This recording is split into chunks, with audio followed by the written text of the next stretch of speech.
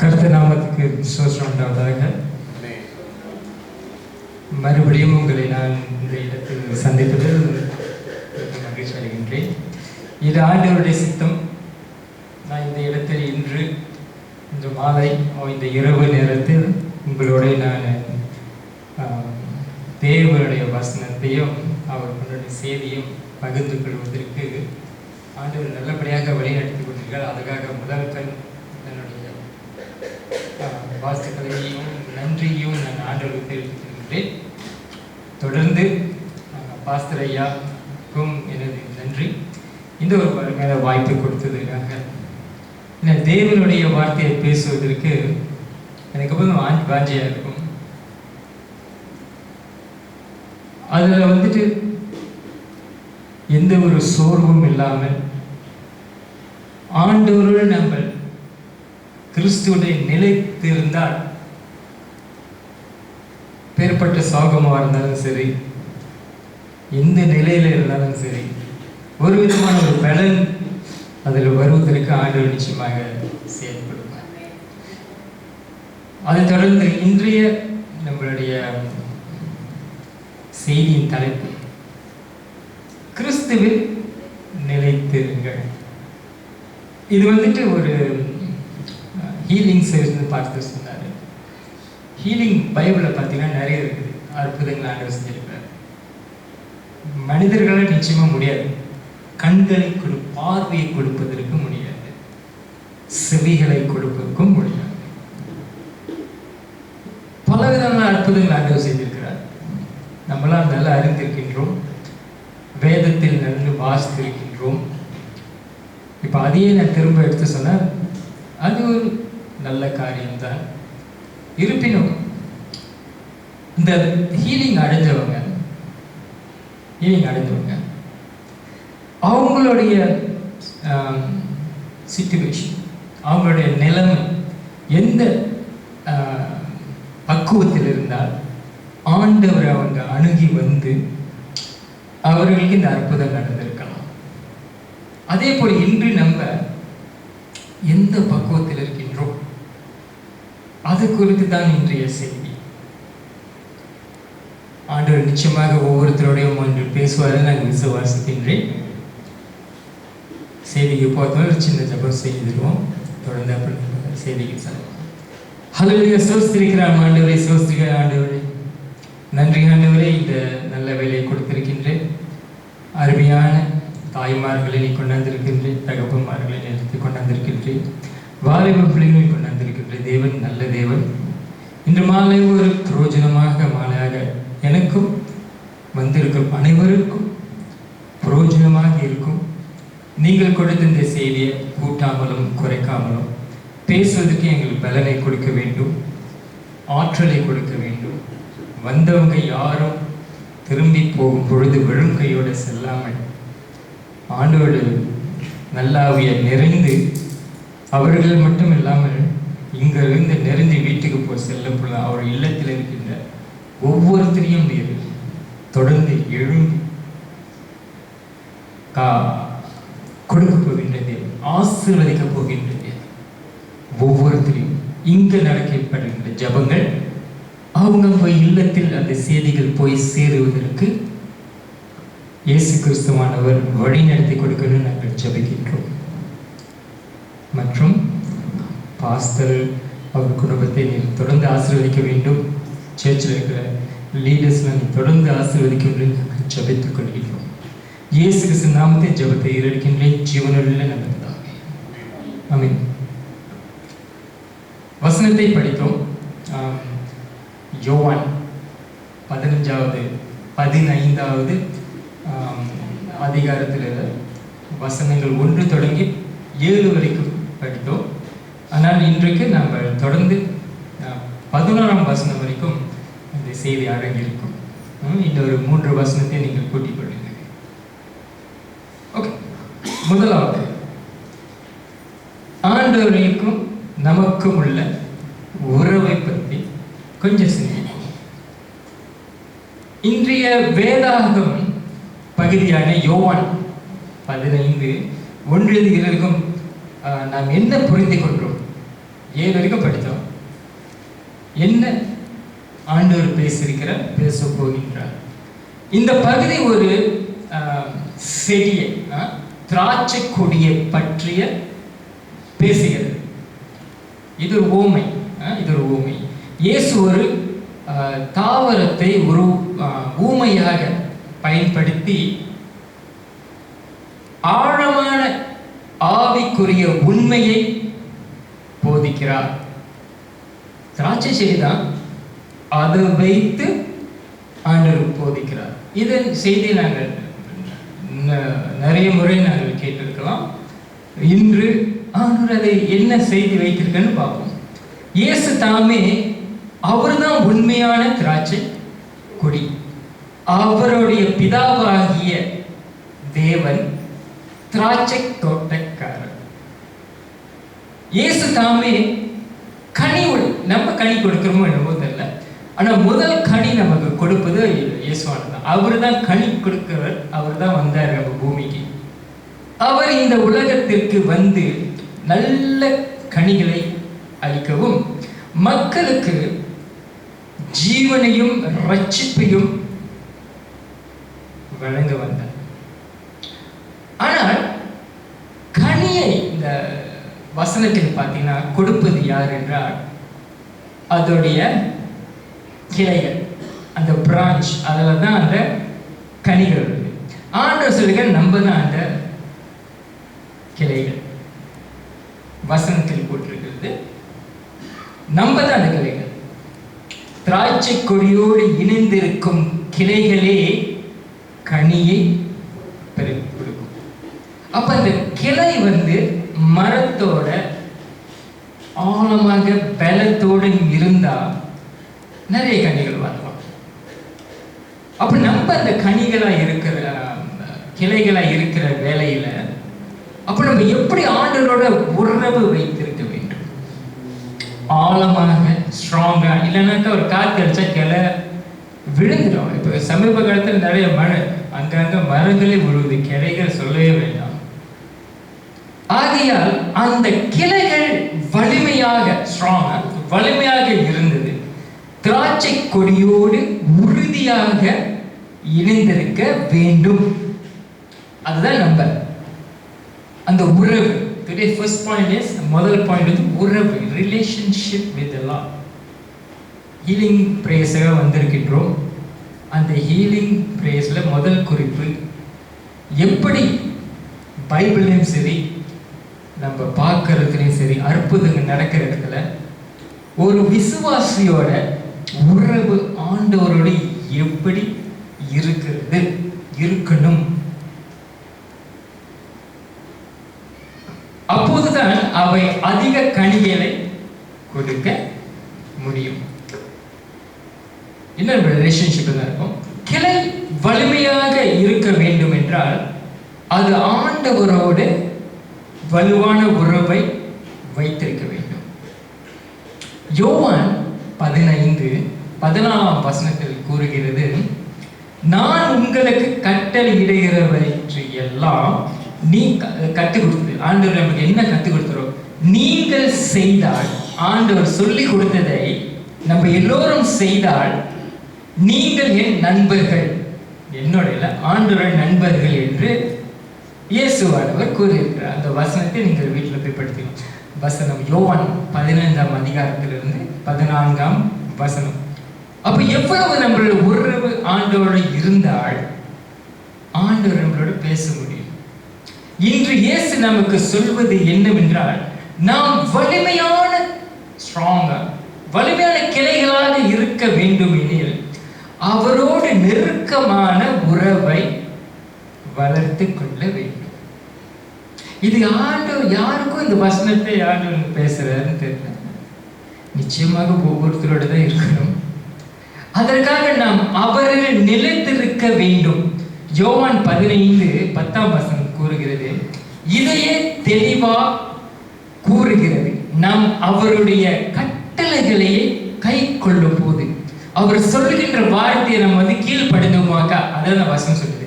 சாதாரண தமிழ்ல பேசினா அப்படிதான். அவருடைய வார்த்தைகளை நம்ம பின்படுத்தினால் அவருடைய அன்பில் நிலைத்திருப்போம். இனி வேண்டுமா? முதல் காரியம், ஆண்டவரோட உறவை நம்ம பலப்படுத்திக் கொள்ள வேண்டும். தொடர்ந்து சீரமைத்தல், ரெஸ்டோரேஷன். எப்படி அதை தற்காத்துக் கொள்ள முடியும்? அதை எப்படி நம்ம பாதுகாத்துக் கொள்ள முடியும்? ரெஸ்டோர், புதுப்பிக்கிறது. உறவு அறந்து போனால் புதுப்பித்தால் அது நல்லது. Restore the relationship. முதல் ரிலேஷன்ஷிப் பத்தி தெரிந்து கொண்டோம் வசனத்திலிருந்து. இப்ப அந்த ரிலேஷன்ஷிப்ல ஒரு கீறலோ இருவோ இருந்தால் அதை எப்படி நம்ம சரிப்படுத்திக் கொள்வது? இதே யோவான் 14 அதிகாரத்தில் தான் இந்த அர்த்தங்களும் அடங்கி இருக்கின்றன. நமது கிளை வலிமையாக இல்லை என்றால் நாம் என்ன செய்ய வேண்டும்? நாம் பல முயற்சிகளை செய்வோம். சில நேரங்களில் நம்மால் எல்லாவற்றையும் சரியா செய்ய முடியும் என்று நினைக்கின்றோம். நம்மளால் முடியும் இது நினைக்கின்றோம் சில சமயங்களில். ஆனால் சில சமயங்களில் நாமே நம்மை ஏமாற்றிக் கொள்கிறோம். தீர்வு இல்லாமல் குழப்பங்களில் திகப்பிலும் இருக்கின்றோம். சமயத்தில் நமக்கு தீர்வு கிடைக்கிறது இல்லை. நம்மளோட முயற்சியை நம்ம நினைச்சுக்கோம் இன்றைக்கு ஓகே, ஆனால் ஏதோ ஒரு இடத்துல பத்தி கொண்டுதான் எரிகிறது என்றது தாமதமாக நம்ம பின்னால தெரியும் பொழுது அது கொஞ்சம் தாமதமாக ஆகிறது. அப்பொழுது நமக்கு குழப்பங்கள், யோசிக்கிற தன்மையெல்லாம் அது தடுக்கிறது, ஒரு தடையாக இருக்கிறது. அது ஏனென்றால் ஆண்டவரோட ஒருவர் எங்கேயோ ஒரு இடத்துல பாதிக்கும். ஆனால் இன்று இயேசு என்ன சொல்கிறார்? யோவான் 15:2 கூறுகிறார், என்னில் இருக்கும் கனி கொடாத ஒவ்வொரு கிளையிலும் பிதா அகற்றுகிறார். அந்த கிளைகள் ஸ்ட்ராங்கா இல்லாட்டி இல்ல அதுல பிரச்சனை இருந்தால் சில கிளைகளை ஆண்டவர் எடுத்து விடுகிறார், நம்மளிலிருந்து எடுத்துறார். அது நமக்கு வழிகளை கொடுக்கும். வழி புண்புறுத்தும், துன்புறுத்தும். நம்ம நினைக்கிறோம் ஏற்கனவே நம்ம கஷ்டப்பட்டு இருக்கோம், இது ஆண்டவர் வேலை நம்ம ஜபிக்கிறதுக்கு கிடைக்கிறது இல்லை, இருக்கிறதும் காணாத போது எங்க போதுன்னு தெரியல. தீர்வு காணலான்னு ஆலயத்துக்கு வந்தால் திரும்ப செல்லும் பொழுதும் ஒரு தீர்வு இல்லாதான் போறோம், ஒரு சமாதானம், இப்படி பல. அப்ப இந்த விசுவாசம் குறையறதுக்கு நம்மளே வழி நடத்தி கொடுக்கின்றோம். அப்படி இருக்கக்கூடாது. இந்த வசனத்துல ஓகே, ஒவ்வொரு கிளையும் இன்னும் அதிகமாக கனி கொடுக்கும்படி சுத்திகரிக்கிறார்.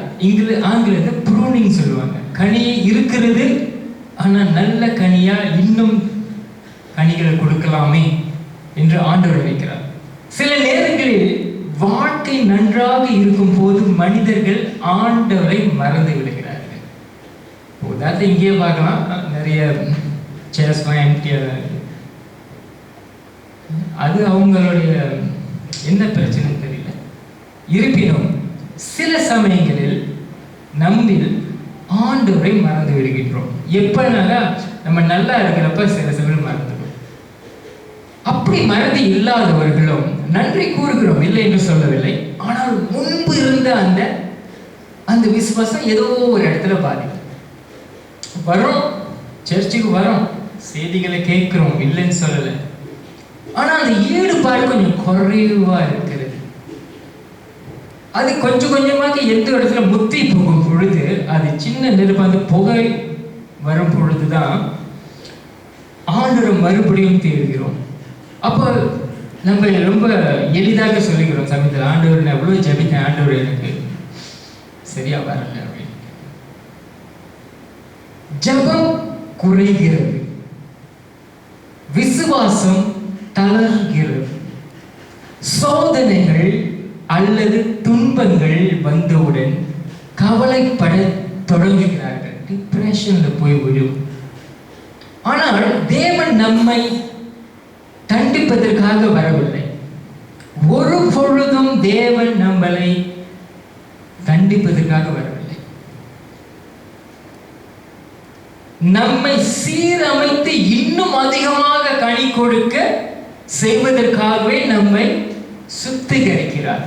அப்ப அந்த வழி இருக்கலாம், ஆண்டவர் நம்மளை சரி பண்ணக்குள்ள வழிகள் இருக்கலாம், கவலைகள் வரலாம். ஆனால் அது நடப்பது எதற்காக என்றால் நம்மளை சரிப்படுத்துவதற்காக. இன்னும் ரெஸ்டோரேஷன் தான் இருக்கணும், சீரமைப்பதில். நாம் சுமந்து கொண்டிருக்கும் எல்லா கவலைகளிலும் மத்தியிலும் ஆண்டவருடனே நமது உறவு எவ்வாறு மேம்படுத்தலாம்? அந்த கேள்விக்கு பதில் இருந்தாக்கா எல்லாரும் மேம்படுத்திருப்பாங்க. எல்லாரும் அப்படிதானே? பதில் இருக்குது. சீரமைத்தால் ரெஸ்டோரேஷன், சிரமைத்தால் அதற்கு உதவுகிறது என்று நீங்கள் நினைக்கவில்லையா? அதாவது ரெஸ்டோரேஷன், நம்ம ஆண்டவரோட அந்த அந்த பழுதானதை நம்ம சரிப்படுத்தக்குள்ள அது எவ்வளவு நமக்கு உதவுகிறது என்று நீங்கள் நினைக்கவில்லையா என்ற கேள்வி. கேள்வி மேல கேள்விதான், இன்னும் பதிலுக்கு வரல. இங்க சீரமைப்பதில் என்றால் என்ன? What is restoration? ஆங்கிலத்தில் சீரமைப்பதில் என்றால் என்ன? என்ன நம்ம இது கூட தெரியாம இருக்கும் அப்படின்னு சிலர் நினைக்கலாம். இருந்தாலும் அது கேள்வி எழும்புகின்றன. அது ஏன் மிகவும் முக்கியமானது? ஏதோ ஒரு இடத்துல கேப் என்றால் ஒரு தடைகள். நம்ம ஆண்டவர் அணுகி வரும் பொழுது முழுமையாக நம்மளோட ஆசிரம் சில இடங்கள் கிடைக்க மாட்டேது, சிலுசிலுப்பு. ஏன்? நாம் ஆரம்பத்தில் கொண்டிருந்த விசுவாசத்திற்கு திரும்ப வேண்டும். முன்ன எப்படி நம்ம எவ்வளவு விசுவாசம் இருந்தோமோ அதே விசுவாசத்தை திரும்பவும் நம்ம கொண்டுட்டு வர வேண்டும். தேவன் நம் வாழ்க்கையில் பயனற்றும் ஆவிக்குரிய வளர்ச்சியை தடுக்கும் கிளைகளை ஆண்டவர் வெட்டி போடுகிறார். அங்கதான் நமக்கு வந்துட்டு வழிகள்லாம் வருது. ஏன் இது ஆண்டவர் பறித்து கொண்டார் என்னிடத்தில் இருந்து? அது உனக்கு தேவையில்லை, ஆண்டவர் எடுத்துக்கொண்டார். அப்ப நம்ம என்ன செய்ய வேண்டும்? தொடர்ந்து ஆண்டவர் இருக்க வேண்டும், பொறுத்து கொள்ள வேண்டும். நமக்கு ரொம்ப பொறுமை அவசியம். இயேசு நம்மை தண்டிக்கப்படுவதில்லை, அதற்காக வரல. நம்மளை தண்டிக்கணும்னு வரல இயேசுவானவர். யோவான் 3ஆம் அதிகாரம் 18வது வசனத்தில் பார்த்தீங்கன்னாக்கா, அவர் மேல் விசுவாசமே உள்ளவன் அக்கினிக்குள்ளாக தீர்க்கப்பட மாட்டான். அதாவது அவனை வந்துட்டு he won't judge, he won't condemn. இங்கிலீஷ்ல அவர் நம்மளை வந்து தண்டிப்பதற்காக இல்லை. விசுவாசம் இல்லாத எவனோ தேவனுடைய ஒரே பேரான குமாரனின் நாமத்தில் விசுவாசம் இல்லாதபடியினால் ஏற்கனவே விசுவாசம் யாருக்கு ஏற்கனவே ஆண்டவர் ஏற்கனவே அக்கினிக்குள்ளாக தீர்க்கப்பட்டிருக்கிறான். ஸோ யாரு ஆண்டவரோட வர முடியல, ஆண்டவர் அப்பயே எடுத்து போட்டுட்டார். அந்த வசனம் கூறுகிறது. ஆனா நம்ம அப்படி இல்லை. நம்ம வந்து ஆண்டவர் நம்மளை தேடி வந்தார். அது நீங்க யோவான் 17 படிச்சு பார்க்கலாம். முழுசா நீங்க படிச்சு பார்த்தீங்கன்னாக்கா, நம்ம ஆண்டவரை தேர்ந்தெடுக்கல, அவர் தான் நம்மளை தேர்ந்தெடுத்தார். ஸோ இந்த வசனத்துக்கு மாறாக தான் அந்த வசனம். அப்ப நமக்கு ஒரு மனசுக்கு ஒரு நிம்மதி கிடைக்குது. தேவன் உங்களை சுத்தரிக்கவும், அதாவது ப்ரூனிங் இங்கிலீஷ்ல வந்து கற்றுக் கொடுக்கிறார். நேரங்களில் அவர்கள் நிலைத்திருங்கள். அவர் நம்ம கிளைகளை உடைக்கும் பொழுதும் நம்மளை வந்துட்டு சரிப்படுத்தும் பொழுதும் நிலைத்திருங்கள். கனி கொடுக்கும் ஒவ்வொரு கிளையும் இன்னும் அதிகமாக கனி கொடுக்கும்படி சுத்தரிக்கப்படுகிறது. ப்ரூனிங் ஆங்கிலத்தில், தமிழ்ல ரொம்ப நீட்டமா இருக்குது. சுத்தரிக்கப்படுகிறது, ப்ரூனிங். இதை சுத்திகரித்தால் தேவனுடைய அன்பின் வெளிப்படும். ஒன்ஸ் ஆங்கிலத்தில் ஒரு ப்ரூன், ஒரு உடைச்சி இது சரிப்படுத்தினா ஆண்டோட லவ், ஆண்டோட அன்பின் வெளிப்படம். நமது ஆவிக்குரிய வளர்ச்சியை தடுக்கும் அனைத்தையும் தேவன் அகற்றுகிறார். நம்மளை கனி கொடுக்க விடாம தடுக்கிறதுக்கு யாரும் இருக்காங்க, பிளாக் வெளிச்சத்தில் இல்லாம இருக்கிறாங்க. அதெல்லாம் தடுத்து போடுவதற்காக கெட்ட ஆவிகளை, கெட்ட எண்ணங்களை, கெட்ட கண்களை, பார்வை யார் மூலியமா வரலாம், நமக்கு தெரியாது யார் என்று. இதெல்லாம் தடுத்து போடுவதற்காக ஆண்டவர் நம்மளை சுத்திகரிக்கிறார். அப்பொழுது நமக்கு வந்துட்டு வழிகள் இருக்கலாம், கவலைகள் இருக்கலாம், அதெல்லாம் நீங்கள் வந்து பொறுப்பெடுத்துக் கூடாது. ஆண்டவர் நமக்காக நன்மைகள் செய்யதான் வந்திருக்கிற, தண்டிக்கிறதுக்காக அல்ல.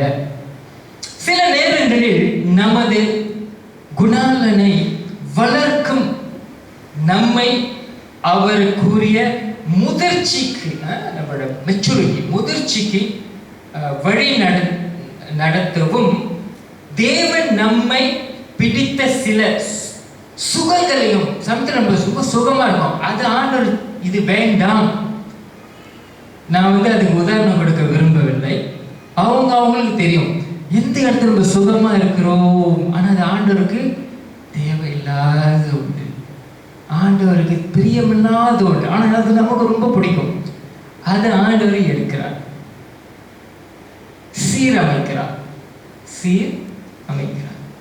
ரெஸ்டோர் பண்ற. நம்ம ரெஸ்டோர் பண்றோமோ இல்லையோ, ஆண்டவர் நம்மளை சீரமைக்கிறார். முதல்ல நான் எப்படி ஆரம்பிச்சேன், நம்ம எப்படி ரெஸ்டோர் பண்ண போறோம் ஆண்டவருக்கு. ஆனா ஆண்டவர் எப்படி கொண்டுட்டு வந்திருக்கிறாரு, அவர் தான் நம்மளை திரும்பவும் அவர் பக்கிட்டு இழுக்கிறார். நம்ம அதுக்கு வழி கொடுக்கணும். We have to give to the Lord. மூன்றாவது ஒப்புரவு, ரீகான்சிலியேஷன். உறவை முதல்ல வந்துட்டு ரிலேஷன்ஷிப், ரெண்டாவது நம்ம சொன்னது வந்துட்டு அது எப்படி ரெஸ்டோர் பண்றது, மூன்றாவது பாதுகாக்கிறது. ஆண்டவரை தொடர்ந்து ரீகான்சிலியேஷன். ஆண்டவர் நம்மை சீரமைக்க பிறகு நாம் அவரோடு ஒப்புரவாக வாழ வேண்டும் என்று தேவன் எதிர்பார்க்கிறார். அப்ப உங்களை ரெஸ்டோர் பண்ணதுக்கு அப்புறம் ஆலயத்தில் இன்னும் பெருகி இருக்கணும் மக்கள். ஆண்டவர் பிள்ளைகளாக இருக்கிறார். வயது முக்கியமல்ல, சிறிய குழந்தை முதல் முதியோர்கள் வரை எல்லாம் ஆண்டவர் பிள்ளைகள் தான். இப்ப அந்த ஆண்டவருடைய சீரமைப்பதுக்கு அப்புறம் ஒப்புரவு, ரீகான்சிலியேஷன் வரணும். ஒப்புரவாக வாழ வேண்டும் என்று தேவன் எதிர்பார்க்கிறார். நம்மில் சிலர் நமக்கு தேவனுக்கு இடையில் ஒரு இடைவெளியை உருவாக்கி இருக்கலாம். ஏன் அப்படி நடந்தது என்பதை நாம் சிந்தித்து பார்க்க வேண்டும். தேவன் நம்மை சுத்திகரிக்க பிறகு நமது பிரச்சனைகளுக்கு தீர்வு உண்டு என்பதை நாம் உணர வேண்டும். There is a solution. ஆங்கிலத்தில் ஒவ்வொரு பிரச்சனைகளுக்கும் தீர்வு உண்டு, ஆண்டவரிடத்திலிருந்து வரும். ஆனால் அந்த தீர்வுகள் ஆரம்பத்தில் நமக்கு பிடிக்காது, விரும்ப மானதாக, அதாவது பிடிக்காத அந்த தீர்வு சில சமயங்களில். ஆனா அதுதான் ஆண்டவருடைய சொல்யூஷன். எளிதாகவோ தோன்றாமல் இருக்கலாம். நமக்கு பிடிக்காது, இது தேவையில்லை, நமக்கு வந்து ஆண்டவர் எதுக்கு இந்த மாதிரி சொல்லி இதை நான் எதிர்பார்க்கலையே. ஆனா ஆண்டவர் அந்த கிளையை தான் உடைக்கிறார். ஆனால் அந்த தீர்வுகள் ஆரம்பத்தில் நமக்கு விரும்பாதனாகவோ அது ஈஸியா கூட இருக்காது, எளிதா இருக்காது. ஏன் இப்படி ஆண்டவர் உடைக்கிறார் என்ன, அது ஈஸியான காரியம் அல்ல. ஆனா அது ஆரம்பத்தில் அப்படித்தான் இருக்கும். ஆண்டவனுக்கு விட்டு கொடுக்கணும். தேவன் நம்மை சுத்தரிக்கவும் நமது வாழ்க்கையில் பயனற்றவை அகற்றவும் பல வழிகள் பயன்படுத்துகிறார். நம்ம ஒரு வழி நினைச்சுதான் நம்ம ஜெபம் பண்ணுவோம், ஆண்டவரே இது எனக்கு இப்படி. ஆனா ஆண்டவர் அந்த வழியெல்லாம் மூடிட்டு இன்னொரு வழிகளை திறக்கிறார். அந்த வழியில எப்படின்னாக்கா, இந்த வழியெல்லாம் வேண்டாண்டு வெற்ற சாத்துகிறார். மற்ற கதவுகளை திறக்கிறார். ஆண்டவருடைய வழிகள். தேவன் நம்மை சுத்தரிக்கவும் நமது வாழ்க்கையில் பயன்பற்றாத அகற்றவும் பல வழிகளை பயன்படுத்துகிறார். நமது கடமை என்னவென்றால் அவரோடு ஒப்புரவாக இருந்து அவரை முழுமையாக நம்புவதுதான். ரீகான்சிலியேஷன், ஒப்புரவு. அப்போது நமது ஜெபங்கள் வல்லமையுள்ளவராகின்றன. ஏனெனில் நமது விருப்பங்கள் தேவனுடைய சிந்தைத்தோடு ஒத்து போகாத தொடங்குகின்றன. நம்மளுடைய சிந்தை ஆண்டவருடைய வழிகள் வெவ்வேறாக இருக்கலாம். ஆனால் ஆண்டவர் அதை சரிப்படுத்துகிறார். அப்பொழுது நமது ஜெபங்கள் வல்லமை உள்ளாகின்றது. ஏனெனில் நமது விருப்பங்கள் தேவனுடைய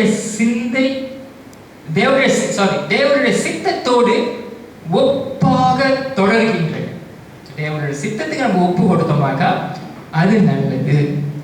ஒப்புரவு என்பது வெறும் பாவ மன்னிப்பு அல்ல. forgiveness அப்படி அது மட்டும் இல்லை. ஒப்புரவாவது அது ஆண்டவரோடு முறித்திருந்த ஐக்கியம் மீண்டும் நிலைநிறுத்தப்பட்டு நெருங்கிய உறவு வாழ்வதாகும். அப்ப இந்த ரெஸ்டோரேஷன் ரீகான்சிலியேஷன் ரெண்டும் ஒன்னா வேலை செய்யும். ரெஸ்டோர் பண்ற, நம்மளை ரீகான்சில் பண்ற, நம்மளை சீரமைக்கிறார், அப்புறம் ஒப்புரவாக்குறார். நான்காவது ரிசீவ்.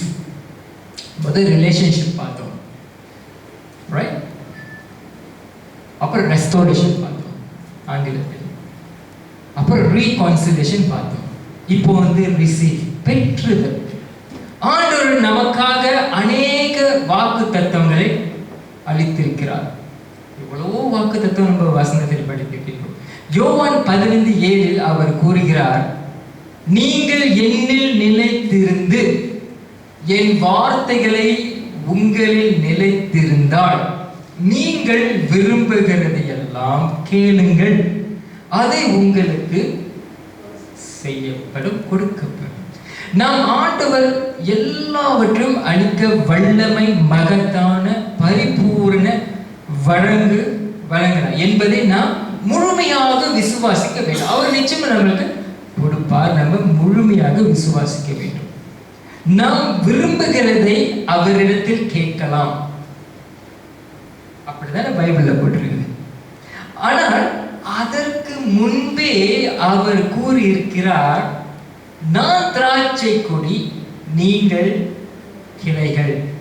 முதல்ல 3 பாயிண்ட் நான் திரும்பவும் சொல்றேன். அந்த கிளை அவர் அந்த மரத்தோட ஸ்ட்ராங்கா வல்லமையாக இருந்தால் நீங்கள் தைரியமாக கேட்கலாம்.